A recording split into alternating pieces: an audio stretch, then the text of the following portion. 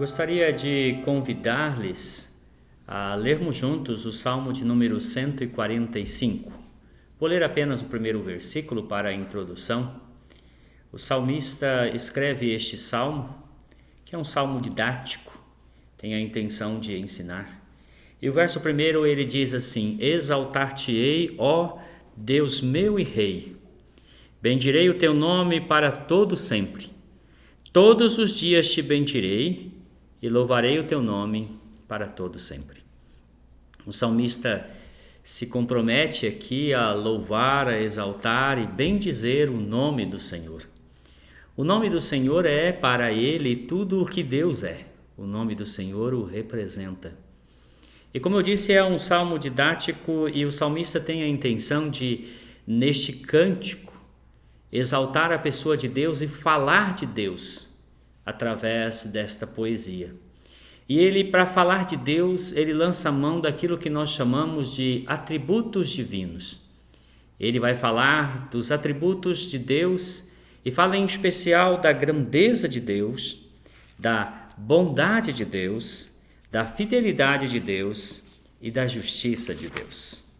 Este salmo é um salmo também que forma um acróstico, ou seja, cada versículo deste salmo inicia com uma palavra do alfabeto hebraico. Assim, por exemplo, o verso 1 começa com Aleph, o verso 2 com Bet, o verso 3 com Gimel, o verso 4 com Dalet, e assim por diante, até o último versículo.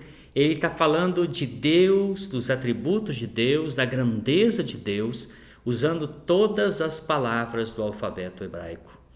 Então, é um salmo que reflete um primor teológico, uma preocupação em ressaltar exatamente o que ele pensava a respeito de Deus. E os atributos escolhidos por ele aqui não foram escolhidos aleatoriamente, pelo contrário, ele começa falando de um atributo que é absoluto em Deus, o atributo da sua grandeza, para depois falar daqueles atributos que são considerados atributos relativos, aqueles relacionados a nós.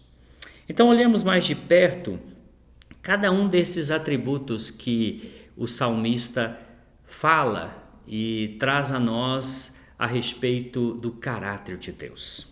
O primeiro atributo que ele menciona está nos versos 3 a 6, que é o atributo de grandeza.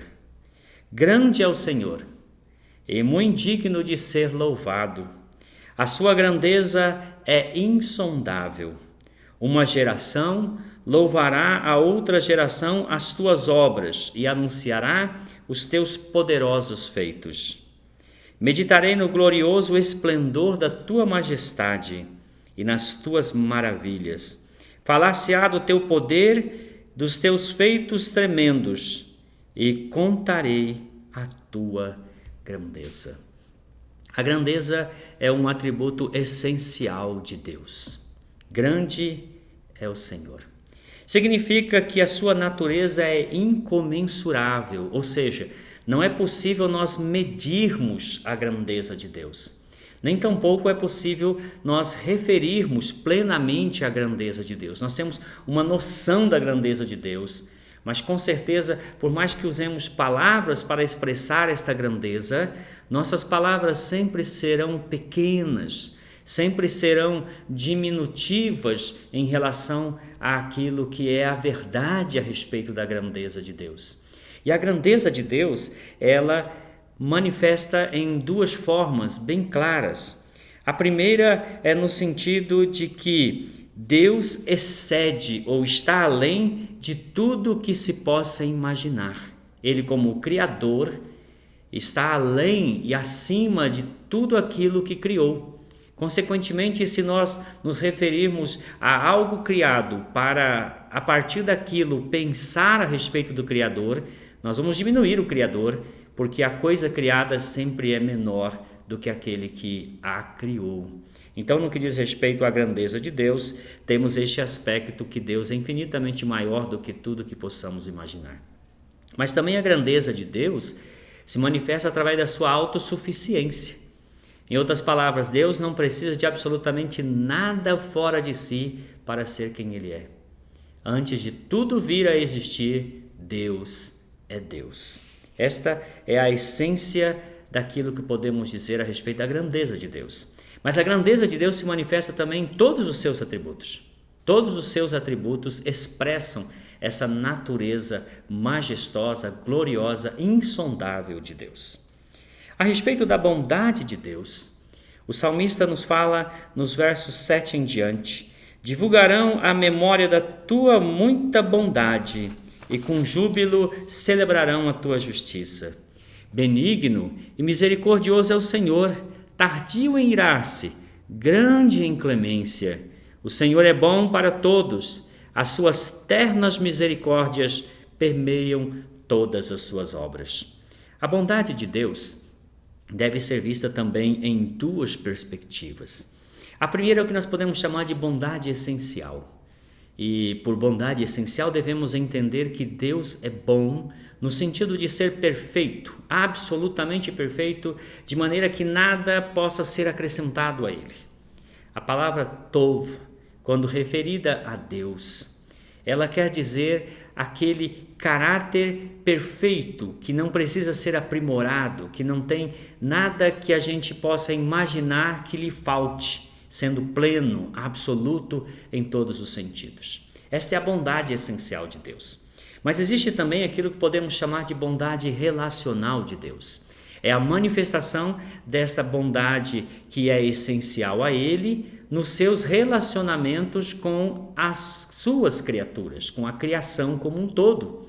Então, a bondade de Deus no sentido relacional refere-se ao fato de que Deus age, Deus faz todas as coisas visando promover o bem-estar da sua criação.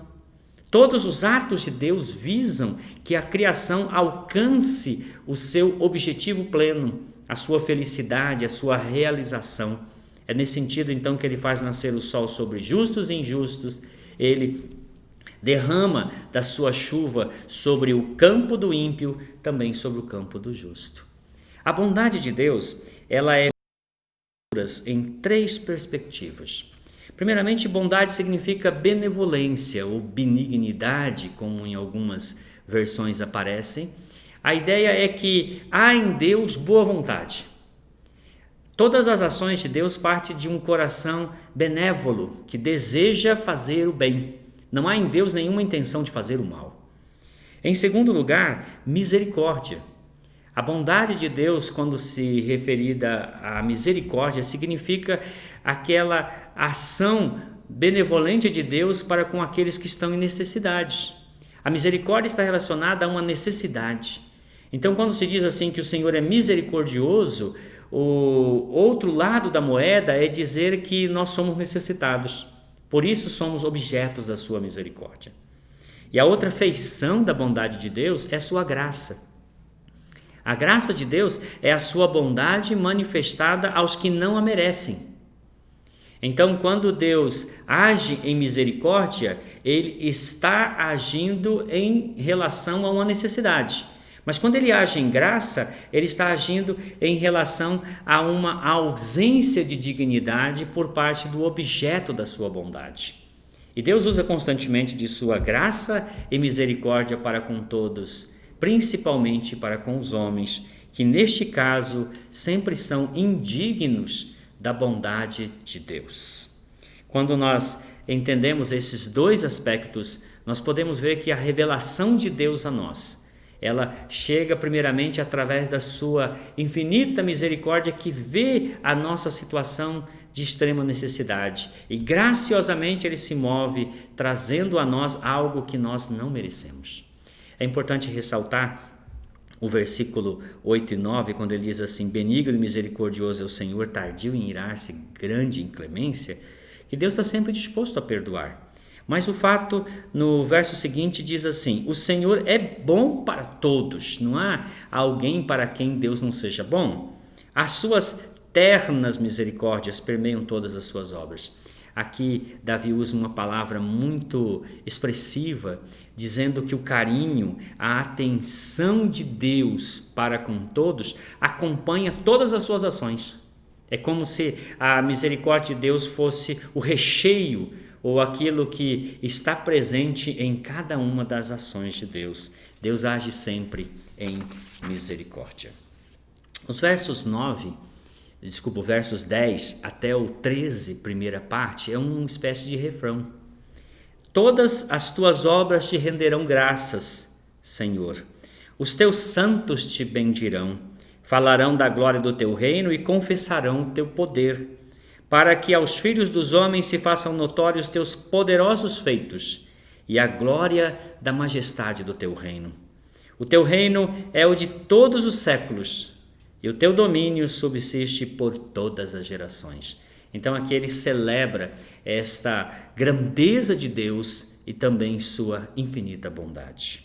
Sobre a fidelidade de Deus, os versos 13b até o 16, ele diz assim: o Senhor é fiel em todas as suas palavras e santo em todas as suas obras. O Senhor sustém os que vacilam e apruma todos os prostrados. Em ti esperam os olhos de todos, e tu, a seu tempo, lhes dás o alimento. Abres a mão e satisfazes de benevolência a todo vivente. O que nós vemos aqui em relação à fidelidade de Deus é que Deus permanece absolutamente fiel, primeiramente, ao seu caráter.